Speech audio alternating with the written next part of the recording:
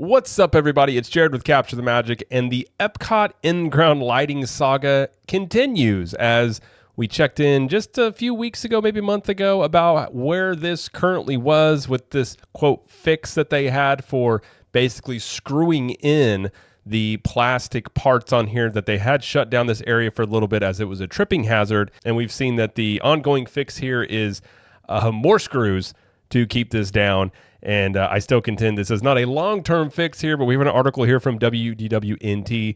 It's going to talk about the current status of this, and is this ever going to be actually fixed? I think that's a valid question here. So, more screws attempt to hold down light strips in World Celebration Gardens. It says crews continue to, quote, fix the light-up pavement in World Celebration Gardens at Epcot with screws. Issues began when the light-up pavement just days after World Celebration Gardens opened in December of 2023. Though the lighting was restored by December 2024, it continued to be an issue. As the light strips became loose, creating trip hazards, some were, quote, fixed in June with screws drilled into them. It says 2 sets of stanchions now set on strips of lights to keep guests from tripping over them. And we've seen multiple different holes with screws that have been removed and put in other places here. This looks very high-end. We spotted several more holes in the strips with some screws and some that have apparently had their screws removed. While most of the screws were painted white in our last update, those appear to be blue for some reason. Well, that's because you can paint them all you want. It's a high-traffic area. The white paint is going to come off. It's not going to stay. Where some of the light strips end near the central planter, it's easy to see them rising up from the pavement. A screw in the strip on the right isn't enough to hold it down. And you can see here what that looks like. There's also messy and yellow caulking, broken strips, and screws at odd angles that aren't flush with the strip surfaces. These light strips in the center planter create the Epcot logo. The lights, when working, also sync with Spaceship Earth light shows. So this whole thing is just so strange. Like, you got broken pieces here. You've got random screws in here. Like I said, the yellow stains caulking on here.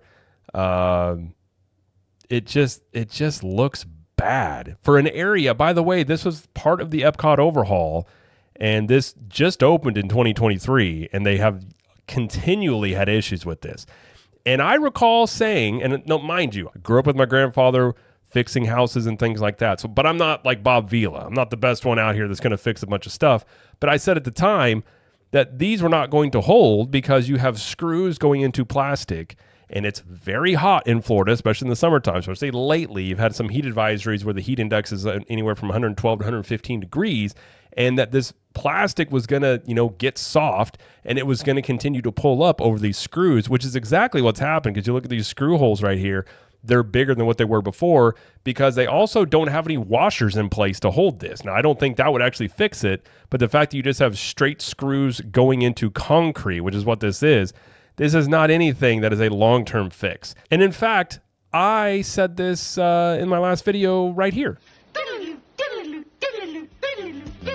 What gets me about this is it can't be a permanent solution, because at some point, if that plastic is pulling up and all you have is a screw sitting there, I mean, at some point, it will pull over that screw, because these plastic pieces will, especially being hot, plastic is, much more pliable. These are likely to just eventually go over the screws because the holes will widen, is the other thing. So this really, honestly, can't be a permanent solution. I would assume.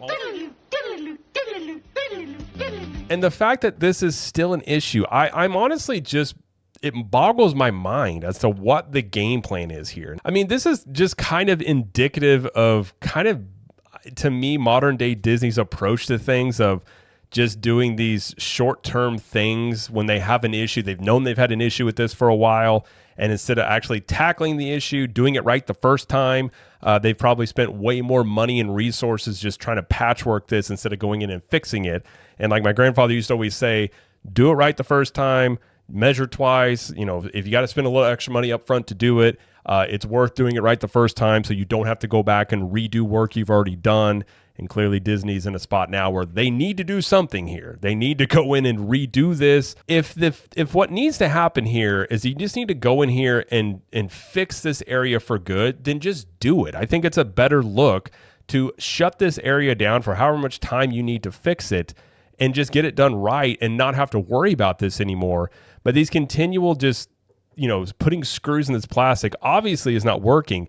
And it's only been a month since they started doing this. So I can only imagine if they continue to do this, how bad are these things going to look in just a couple more months? You're going to have multiple different screw holes in here. And obviously it's not working because I had to put stanchions up yet again, as these are tripping hazards for people, as people with strollers and ECVs and just walking around this area of the park. It becomes a liability on that end.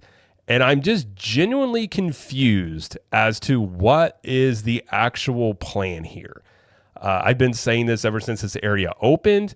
It's pretty when it works and the lighting syncs up. Like, it's not a bad area. Now, I do think the Fountain of Nations was much better than what this area, this replaced that. But this really isn't that difficult of stuff to do. Again, you look over at Epic Universe, they are able to do in-ground lighting with no problem. Even Epcot, previous version of Epcot, had many different in-ground lighting aspects that worked for decades.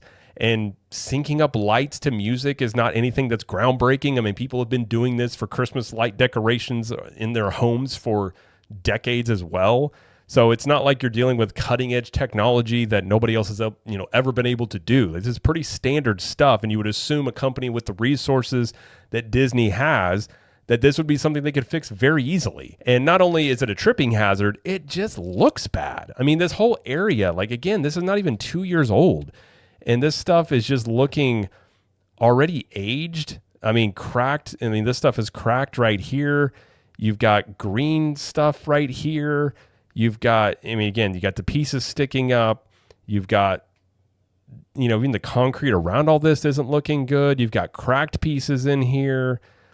It's just, you got yellow residue on this stuff. Like, it just seems like they used, and I said this before about the Epcot overhaul, is I think a lot of times Disney does use Gensler, which is a California-based architecture firm. And if you ever wondered why things have a soulless design to them, many times it is Gensler. They're the kind of the ones that are into this modern type of architecture that you see everywhere. To me, it seems like they used materials that were not made for, use in Florida. They may work in California, but when you're dealing with the Florida heat and the high traffic area of this park, it just seems like they used inferior materials that were never going to hold up to the day-to-day wear that was going to be for this area. And that's even before you get into whatever breakdown there was in messaging to the maintenance crews about how to take care of this area. That seemed to be one of the main culprits here of, breaking the seals here, getting water into them and having issues with it since then. None of this looks uniform. None of it looks premier. None of the, you're talking about a destination of Disney World where, many times it's almost $200 for a single day ticket. I mean, depending on when you go, people are paying a lot of money to go on vacation here. And, you're seeing things like this. It just doesn't relay a good brand representation for what the type of experience I think that Disney wants to say that you're going to have when you come here. I would expect to see things like this in a low budget regional theme park and not the number one theme park destination in the world. One would assume you wouldn't see things like this. And if you're talking about a first impression of somebody who's never been to Epcot and they come up and see this, like, I don't think this is going to make a really great first impression. And that's before you even get into the fact that it's a tripping hazard or, people walking over this stuff. It's a very perplexing thing. I'm actually very surprised that Disney has continued to let this issue linger on like it has. And I think at some point they're either going to have to just deal with it and fix it, or what they may end up doing, which would not surprise me, if they just decide that it is no longer worth trying to mess with all of this, that they just go in and they just fill up these areas with concrete and they just end up calling it a day. If you no longer want to deal with this issue, at the very least, it wouldn't look bad like this. And you still have some of the pillar lighting you could use, like these right here. I think those are still working and they sync up with the lights as well. So at least you could still have a design here of the Epcot logo, even though it wouldn't work at night. And you wouldn't really just have this embarrassing look of how this in-ground lighting is looking. So I just have a hard time believing that the ongoing plan here is just to continue to put more screws down on these in-ground lighting features to get them to stay down. I just don't think that's going to be something that works even hardly for a month, or you're talking about years.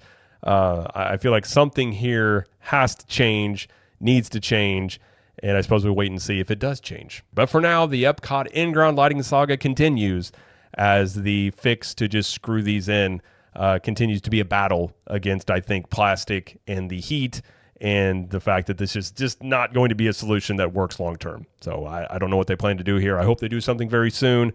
And whatever changes on this they either make or don't make, we will talk about it here, let you know about it. But for now, that is going to be it, though, for this video. If you like this video, please like it and subscribe to the channel, as we do lots of coverage here of Universal Studios, Epic Universe, Disney World, and pop culture. And let us know in the comments, what do you think about the in-ground lighting issue going on at Epcot? And do you think that they're actually going to fix this anytime soon? And until next time, we will see you in the parks.